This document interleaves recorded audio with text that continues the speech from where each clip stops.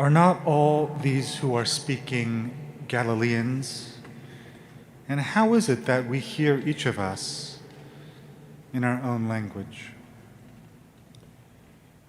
It was the late summer in the year 66 AD that the Emperor Nero left Rome to make a tour of Greece. Nero was a lover of Greek culture. As a child, the future emperor showed promise in what the Romans considered traditional Greek skills like painting, singing, and writing poetry. Nero loved drama, and during his tour through Greece, he would perform in the theater as a singer and an actor to popular acclaim and to patrician contempt. The tradition tells us that the Apostle Peter was martyred in Rome during Nero's persecution of the Christians, and this occurred about 2 years before the emperor's trip to Greece. Now, we don't know why Peter was in Rome when he died. It's not really in keeping with the character of this blunt fisherman from Galilee that he would travel to Rome. The great evangelist, church planter, and thinker, Paul, well, certainly, that makes sense. Paul's vocation was to preach the gospel to the Gentiles, even to the very center of empire in Rome. So we read in Acts and Paul's own letters about his journey there. But we don't have much evidence of why Peter would go to Rome. So in our passage today from Acts, Peter preaches to the crowd in Jerusalem after the Pentecost miracle, where they can suddenly understand what is being said in their own language. And the fact that it's Peter who preaches, I think, is an important signal that the Pentecost miracle isn't only about or primarily about crossing boundaries or doing ministry across difference.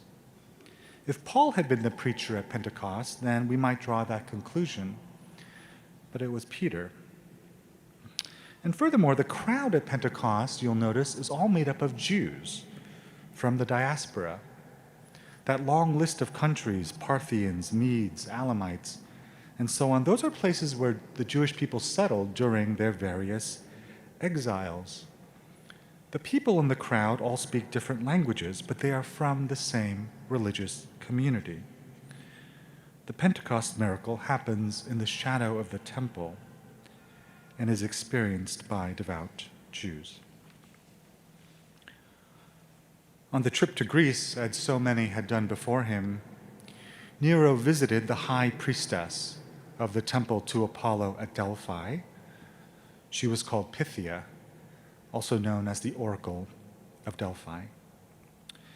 Pythia met seekers only on one day of each month, and on that day, the seeker would come and pay money and then offer a sacrifice to the temple, and Pythia herself would prepare for that day by bathing in a nearby spring and burning a sacrifice of laurel leaves and barley meal to Apollo. And when inside the temple, she would receive seekers while seated on a tripod. There was a chasm on the floor where vapors rose, and Pythia would inhale these vapors and then go into a divine trance. And the seeker would ask a question, and Pythia would often give a cryptic and enigmatic answer. And there were prophets at the temple who then interpreted the oracle's answer for the seeker. And when Nero consulted the temple, the oracle at Delphi, she told him that the number 73 would mark the hour of his downfall. He understood this to mean that he would rule as emperor until the age of 73. Now, unlike the utterances of the oracle at Delphi, the gospel has a clarity that is so transparent it can be universally understood. No matter what language we speak, the gospel has transformative power because it is so easily understood without really the intervention of a priest or a prophet. Peter's sermon at Pentecost is straightforward, clear, and blunt, like he was. There was no theological jargon.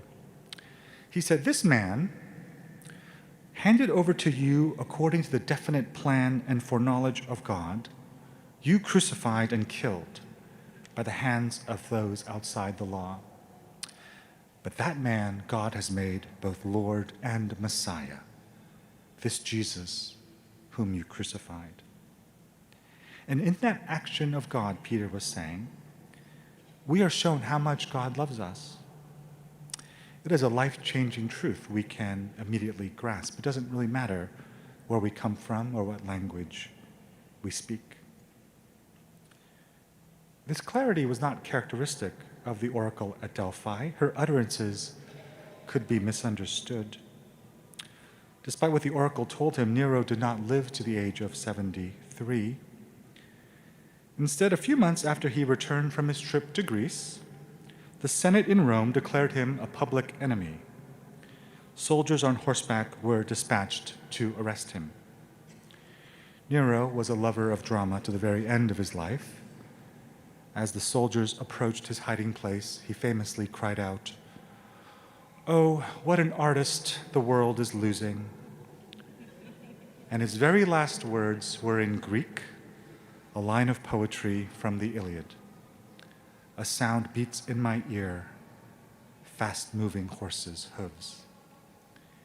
He was 30 years old when he committed suicide. The general in charge of the rebellion against him was 73. The accelerating trend of people not coming to church does not mean that people aren't seeking meaning for their lives. It just means they're going elsewhere to find their answers. But I wonder,